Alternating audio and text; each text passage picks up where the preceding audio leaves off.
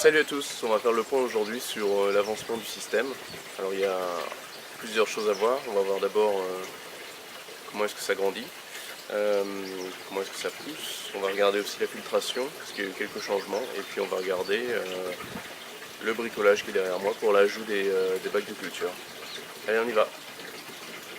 Alors comme vous pouvez le voir ici, ça pousse très très bien. On a la salade qui est en train de monter, il va falloir qu'on la coupe. Également on a du cresson de fontaine, comme je l'avais dit l'autre fois, qui est en train de tout envahir. Donc là la dernière vidéo qu'on avait prise, elle date d'il y a un peu moins de 20 jours. Donc vous voyez un peu la vitesse de croissance. On a quelques radis qui sont en train de devenir assez énormes. Et puis on a les premières fraises qui arrivent, qui sont bien rouges. On va regarder ça tout de suite. Alors voici les premières fraises, on en a qui commencent à bien rougir. En voici quelques-unes qui sont quand même plutôt belles, hein. Elles sont assez grosses. Je pense que vu la taille des feuilles, c'est pas une surprise. Le seul problème qu'on a avec les fraisiers, c'est les tiges qui cassent. Voilà, quand il y a un peu de vent, visiblement le fait qu'elles montent beaucoup, il y a un moment donné où ça plie, ça casse et on a les feuilles qui meurent. Bon, après, vu la taille des fraisiers, c'est peut-être pas un problème, mais c'est quelque chose qui commence à se reproduire pas mal. À côté de ça, on a tous les stolons qui sont en train de partir à l'aventure, comme on peut voir ici. Bon, ben, ça va me permettre de faire quelques boutures ou ramasser quelques fraisiers supplémentaires. Et puis au milieu de tout ça, on a un pied de courgette qui est en train d'essayer de survivre comme il peut. Pour les autres plantes, ça pousse plutôt bien. Bon, alors je le disais, on a le problème avec les salades qui sont en train de monter. Bon, c'est pas surprenant. Les radis, je pense, vont pas tarder. Les tiges commencent à être assez énormes et il va être grand temps. Là, on en a quand même quelques-uns qui sont bien énormes ici aussi. Le problème, comme je le disais, c'est le cresson de fontaine. Voilà, bon, c'est une plante semi-aquatique, donc c'est pas surprenant. Ça envahit tout. Donc je pense que je vais faire un peu de ménage là-dedans, enlever tout le cresson et puis les salades qui poussent. Et puis ça va faire pas mal de place pour les plantations qui vont arriver par la suite. Au niveau du bac à poissons, l'eau commence à se réchauffer, on est presque à 15 degrés, donc les truites commencent à vraiment être au maximum de leur activité. Comme vous pouvez le voir au milieu, j'ai isolé quelques poissons rouges. Il en reste encore un dans le bac que je vais mettre avec eux. La raison derrière ça, c'est que je vais mettre un support de ponte, puisque l'eau commence à se réchauffer, ils vont pas tarder à se mettre à pondre bientôt. Donc ils ont 2 ou 3 ans, je ne sais plus exactement, mais ils sont sexuellement matures, donc on va pouvoir faire des repros. J'en ai déjà fait avec cela. Ça se passe plutôt bien. Donc voilà, histoire d'augmenter un peu le nombre de poissons dans le système pour prendre le relais des truites. Bon, alors je suis bien conscient que les alevins de cette année ne permettront pas de prendre le relais des truites cette année, mais on va voir comment ça se passe. Un autre aspect aussi que vous pouvez voir ici, c'est que j'ai enlevé le bac que j'avais ajouté ici, qui était rempli de perlons.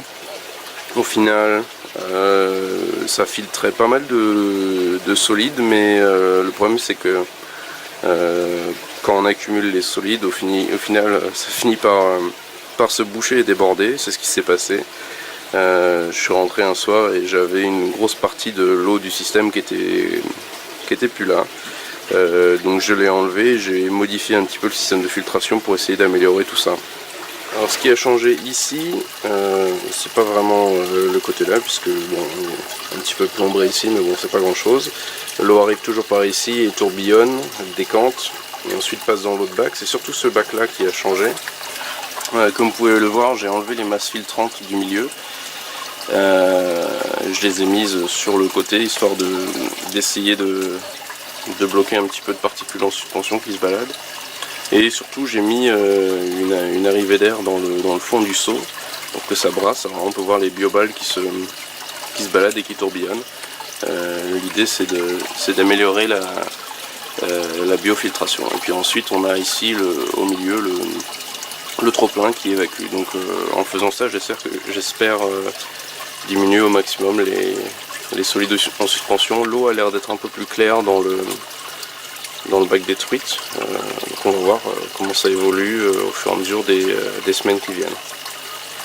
Donc je le disais, j'ai des projets d'agrandissement de la surface de culture. Donc voilà les deux morceaux d'IBC que j'ai découpés avec l'armature de l'IBC qui est ici pour les soutenir. Donc ici ce que je veux faire c'est je pense mettre des systèmes de raft, pas avec du polystyrène, avec autre chose. J'ai une autre idée, on va voir si ça marche ou pas.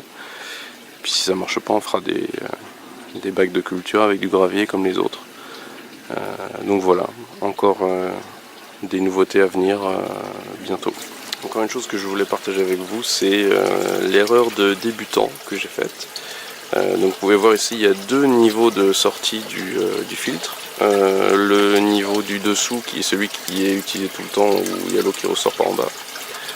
Et puis celui-là qui est un trop-plein. Et en fait le problème que j'ai eu c'est que la sortie d'en dessous elle s'est bouchée avec l'accumulation de solide, ce qui fait que le trop-plein s'est mis en route, donc c'est une bonne idée. Sauf que ça a coulé sur la plaque que je mets pour protéger, donc toute l'eau est partie et je me suis retrouvé avec encore une fois un système qui s'est partiellement vidé. Donc cette fois j'ai décidé d'aller jusqu'au bout et de manière à ce que si jamais le trop-plein doit se mettre en route, et ça retombe dans le système et que j'ai pas encore une fois à tout compléter avec de l'eau de pluie comme je le fais. Un autre point également, on dit souvent que les oignons ont la réputation de ne pas aimer l'humidité. Visiblement, ils aiment quand même le système aquaponique. Voilà pour la vidéo sur cette mise à jour du système. N'hésitez pas à vous abonner ici en bas pour pouvoir suivre les prochaines vidéos que je publierai sur l'évolution du système. Et salut!